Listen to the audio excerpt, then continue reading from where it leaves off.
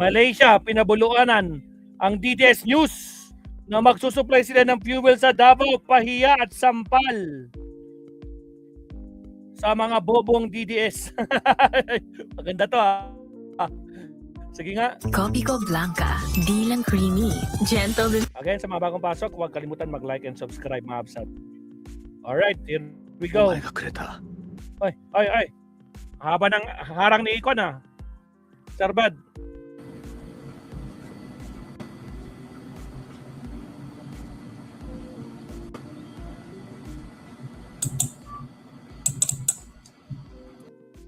Buenos días. Buenas noches, damas y caballeros.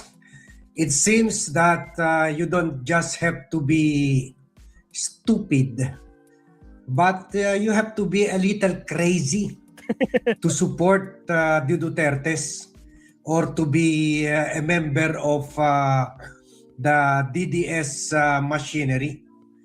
Kasi it seems that their stupidity has no bounds.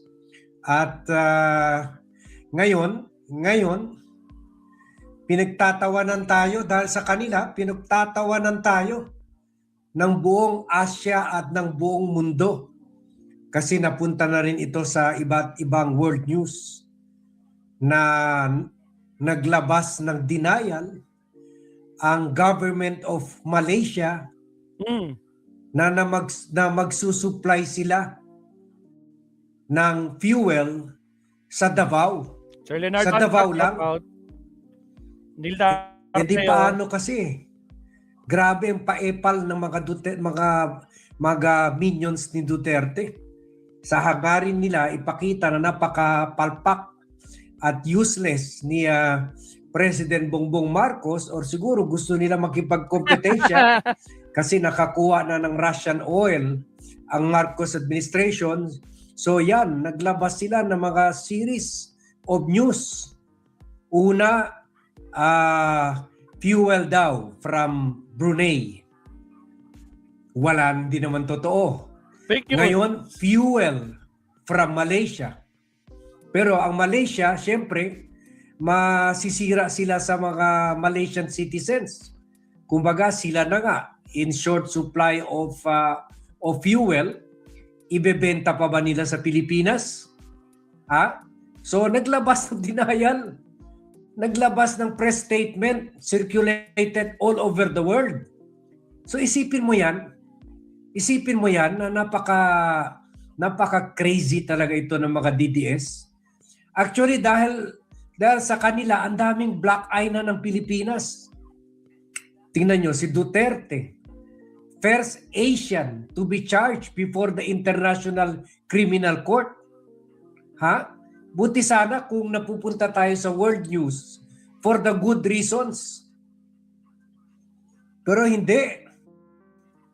Napupunta tayo sa world news dahil ito si Duterte pumatay ng 30,000 katao. Pagkatapos yung anak naman niya napunta sa world news dahil na nag-threaten sa presidente, sa First Lady at Speaker of the House. So, at napunta rin tayo sa world news dahil yung paikot-ikot si Sara Duterte sa iba't ibang bansa para humingi ng tulong na bigyan ng interim release si Kupkupin, si Duterte, dahil hindi na nga tayo member ng ICC. So yan tayo lumalabas sa news for the wrong reasons. So eto na naman, hindi na natiis itong Malaysian government, especially yung state-run fuel company nila na Petronas. Kung sa atin Petron, sila Petronas. Yung may-ari ng Petronas Tower. Ang ganda-ganda niyan. Made of stainless steel yan. Ang ganda-ganda. One of the best towers I really love to see. At ang ganda mag-take ng picture dyan kahit anong angulo. Maganda yung tower na yan. So, eto na. Nag-react na yung sa news na ganyan, no?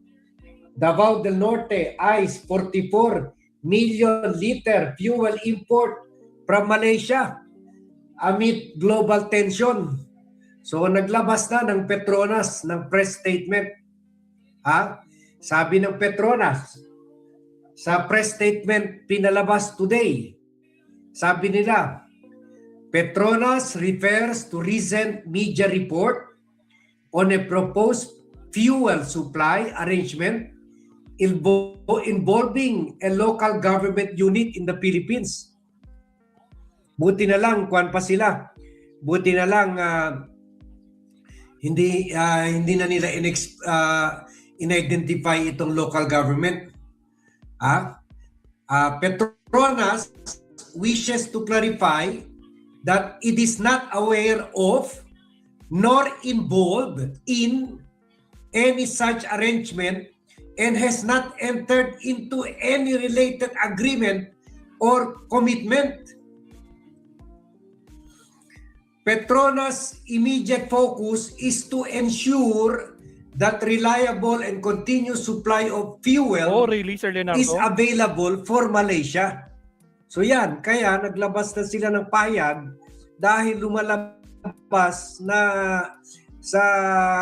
sa hangarin nila magsipsip daw kay Duterte by sending fuel to Davao. They are depriving of fuel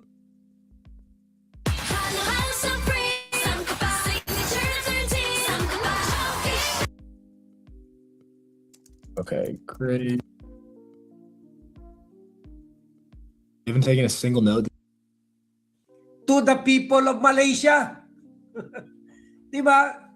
Namumukha silang selfish. Pinix ba sila ni Sara? Binayaran ba sila ng bilyon-bilyon? Para wala na sila gas? Dadalhin pa nila sa Pilipinas? Sabi pa ng Malaysia, syempre, kami muna. Sa amin muna yung fuel namin.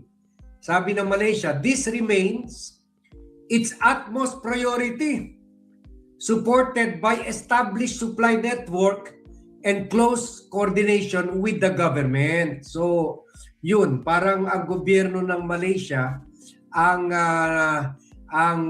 naglabas ng pahayag dahil wala talaga. So, obviously, they are reacting dito sa news ng mga DDS na ito daw, yan taong yan, si Governor Edwin Jubahib, Governor Edwin Jubahib ng Davao del Norte ay bibili daw ng 44 million liters of diesel from Malaysia. Sabi pa ni Governor Jubahib, the local government is currently in negotiations with Petronas Malaysia for the proposed import. Yun, kasabi niya, ito daw, nagpapakita na very yung mga Duterte ng Davao ay very proactive in securing the interests of the people of Davao. Ay. Kakahiya kayo. Pati ang Malaysia. Ano ba yan mga DDS? Kaya sabi natin, they are not only stupid, but they're crazy. Tingnan mo, itong si Robin Padilla, just this week, hinimok ang Marcos administration na mag-invade na daw tayo sa Sabah.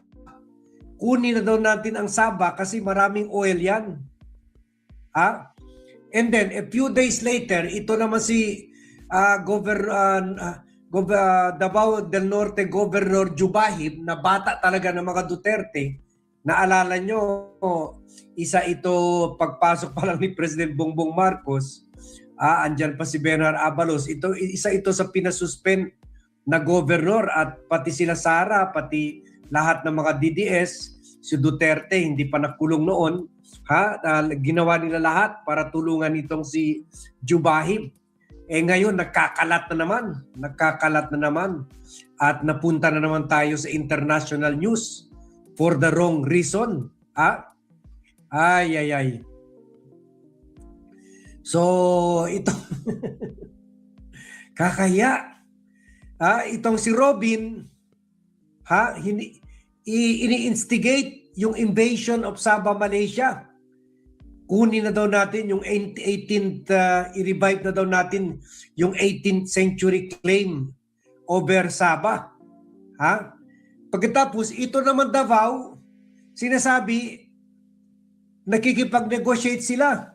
Ito na mga DDS sa Davao, syempre, of course, with the go signal of Sara Duterte at sila Baste, sinasabi, nagne-negotiate sila para bumili ng magpa-supply ng 44 million 44 million liters of diesel. Paano yung mga Malaysians niyan? Maubusan na sila ng diesel. So grabe.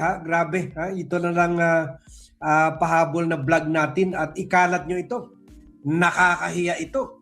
Una, Brunei. Buti nga yung Brunei, hindi na pinatulan Kasi alam na nila, sabi ng mga taga Brunei, sabi na mga Bolkiah family ng Brunei, wala. Mga DDS news yan. Basta DDS, this means stupid people. So, pero ang Malaysia, ayaw nila mamukha silang irresponsible sa mga citizens nila. Kaya naglabas na sila ng press statement. So, yun lang ang pahabol na vlog natin. Kasi yun, pinapakalat na rin nila ito para ilabas na mas magaling pa yung mga na Duterte ng Davao kaysa sa national government o kay President Bongbong Marcos. So, thank you Emily Romero. Tawang-tawa si Emily. Pasampal na naman ito, pahiya na naman ng mga DDS. Buti nga nag-clarify ang government ng Malaysia at ang Petronas Oil Company. Salamat, Sir Bud. Alam niyo naman, basta garapatang nagsalita din. Ako po, walang katotohanan kahit isa. Out of 10, wala doon ng isang katotohanan. Diyos ko, Lord Rudy. O siya, magkuhan tayo kay Attorney Enzo Recto. Dalawin natin si Attorney Enzo, mga kakabsat. Ito sa mga maiiksing